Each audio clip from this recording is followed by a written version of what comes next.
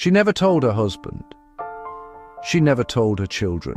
For over 30 years, she carried the secret of what she'd done during the war, and she carried it alone.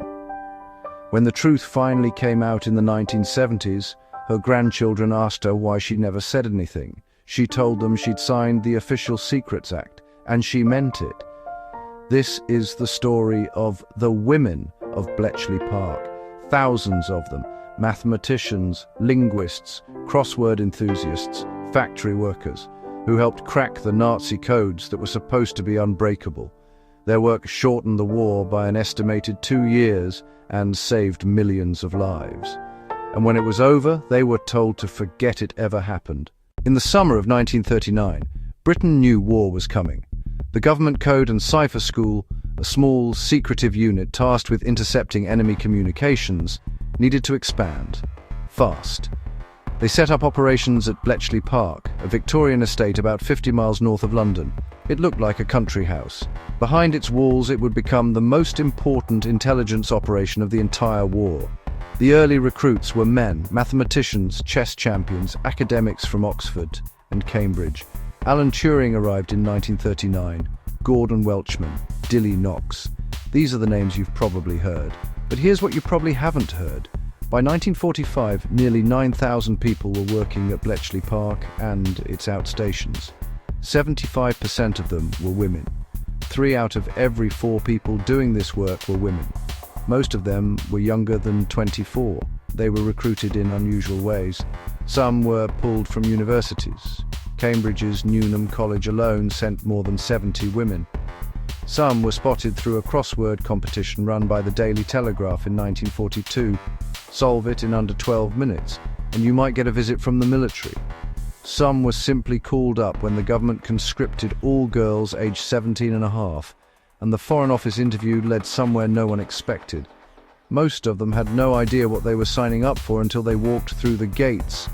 At first, the women were given clerical work, filing, typing, indexing. The men in charge assumed that was all they could handle. But the volume of intercepted German messages was staggering. Thousands every day, encrypted through the Enigma machine, a device the Nazis believed produced an unbreakable code. Bletchley needed more than typists. It needed minds. And the women proved that they had them. The bomb machines were the backbone of the decryption effort. Massive electromechanical devices designed by Alan Turing and Gordon Welchman to test possible Enigma settings at inhuman speed. The men who built them initially believed women couldn't operate them. They were wrong. Women from the Women's Royal Naval Service, the Wrens, ran the bombs around the clock, 3 8-hour shifts a day, 7 days a week. They were the ones who kept the machines running. They were the ones who fed in the encrypted messages and waited for the machines to find a match. Without them, the entire operation would have stopped. And then there were the women who didn't just operate the machines. They broke the codes themselves. Mavis Lever was 19 years old when she was recruited to Bletchley Park in 1940. She'd been studying German at University College London. She was assigned to work under Dilly Knox, one of the most brilliant cryptanalysts in Britain. And she became so familiar with the patterns of individual German operators that she could identify them by their habits. She even figured out that 2 of them had a girlfriend named Rosa, and she used that insight to crack their messages. In late March 1941, Mavis decoded an Italian naval message that revealed a planned attack on a British supply convoy off the coast of Greece. The Royal Navy intercepted the Italian fleet. The Battle of Cape Matapan was a decisive Allied victory. It happened because a 19-year-old woman noticed a pattern no one else saw. In December 1941, Mavis broke another message, this one between Belgrade and Berlin, that allowed Knox's team to crack the Abwehr Enigma, a cipher previously thought to be impossible to break. The Abwehr was Nazi Germany's military intelligence service. Breaking their code meant the Allies could read the enemy's intelligence communications. That's not just knowing where their armies were, that's knowing what they knew about you.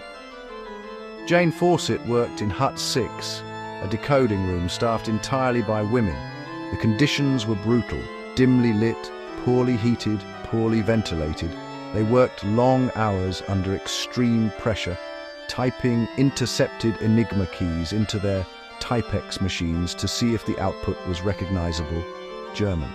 On May 25, 1941, Fawcett and her colleagues were briefed on the hunt for the German battleship Bismarck, one of the most powerful warships in the world. Shortly after, she decoded a message revealing the Bismarck's current position and its destination in France. 2 days later, on May 27th, the Royal Navy found it and sank it. This was the first major victory directly attributed to the codebreakers, and it came from a woman working in a freezing hut, typing letters into a machine, listening for meaning in what looked like chaos. The women also helped build the future. The Colossus, the world's first programmable digital electronic computer, was developed at Bletchley Park to crack the Lorenz cipher, used by the Nazi High Command. Women didn't just operate Colossus, they helped build it, soldering the wiring, assembling the components, and they ran it. Think about that. In 1944, while most of the world had never seen a computer, young women at Bletchley Park were operating one. They were standing at the frontier of human technology, and no one would know about it for another 30 years. The information flowing out of Bletchley Park, codenamed Ultra, was among the most closely guarded secrets of the war. It informed Allied strategy at every level. It shaped the planning for D-Day. It revealed U-boat positions in the Atlantic. It exposed German troop movements before they happened. According to Sir Harry Hinsley, the official historian of British intelligence, the intelligence produced at Bletchley Park shortened the war by approximately 2 years. 2 years, millions of lives, and the women who made it possible were sworn to silence. When the war ended, every person who had worked at Bletchley Park was told the same thing. Never speak of this. They had all signed the Official Secrets Act, and the government made it clear that the secrecy would continue indefinitely. So they went home, they married, they raised children, they took ordinary jobs, and they said nothing. Jane Fawcett later said she felt slightly ashamed of having only done Bletchley, like also Rans. Compared to the soldiers, the pilots, the people whose heroism was visible, she thought what she'd done didn't count. She didn't tell her husband, she didn't tell her grandchildren, not for decades. It wasn't until the mid-1970s that the secret began to come out. A book called The Ultra Secret, published in 1974, first revealed the scope of what had happened at Bletchley Park. And suddenly, these women, now grandmothers, retirees, women who had spent 30 years believing their wartime work was unremarkable, learned that what they'd done had been one of the most significant intelligence achievements in human history. Fawcett said it felt overwhelming. She'd spent decades carrying a secret she wasn't allowed to share, and when the world finally learned the truth, the world mostly credited the men. Alan Turing became the face of Bletchley Park, and he deserved recognition. His story is extraordinary and tragic in its own right. But the film The Imitation Game, which told his story in 2014, featured exactly one woman codebreaker, Joan Clark, played by Keira Knightley. One woman out of nearly 7,000. The rest?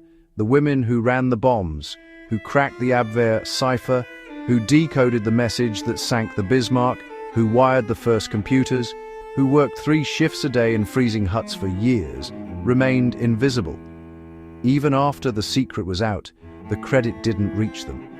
A complete list of the people who worked at Bletchley Park was never compiled. Think about that. There is no official record of everyone who did this work.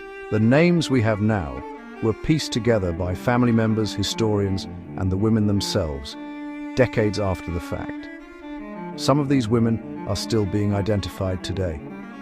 In 2024, researchers at Cambridge's Newnham College discovered that more than 70 of their former students had been secretly recruited to Bletchley Park. 70 women from one college alone, whose contributions had been completely unknown for 80 years. Nearly 7,000 women helped break the codes that shortened the Second World War by 2 years. They operated machines that hadn't been invented yet. They decoded messages that sank battleships and shaped the invasion of Normandy. They did this work in secret, under pressure, in freezing huts, around the clock, and then they went home and never said a word, not because they forgot, because they were told to. That's why we tell these stories, because sometimes the most extraordinary people in history are the ones who were ordered to disappear. If this story moved you, subscribe, because next week we're telling the story of the Nazi administrator who saved 99% of Denmark's Jews.